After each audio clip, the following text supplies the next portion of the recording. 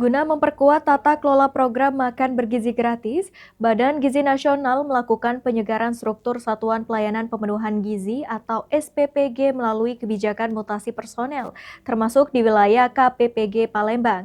Langkah ini dilakukan untuk mendukung operasional layanan di berbagai daerah yang membutuhkan tambahan sumber daya manusia.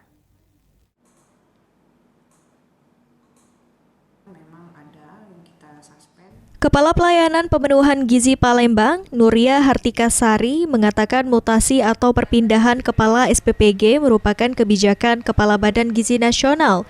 KPPG Palembang sebagai pembina SPPI di wilayah Sumatera Selatan menjalankan kebijakan tersebut sesuai kebutuhan organisasi. Mutasi diprioritaskan baik di wilayah kerja Palembang maupun keluar daerah untuk memenuhi kebutuhan instansi, khususnya pada wilayah yang telah memasuki tahap operasional dan memerlukan tambahan sumber daya manusia agar pelaksanaan program makan bergizi gratis berjalan optimal.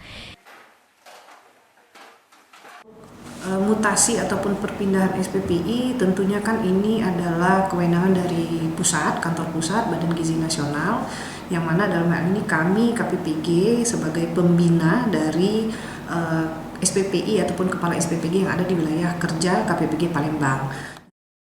Kebijakan mutasi ini diharapkan mampu memperkuat layanan SPPG sehingga pelaksanaan program makan bergizi gratis semakin efektif dan tepat sasaran. Ilham Wahyudi, PAL TV.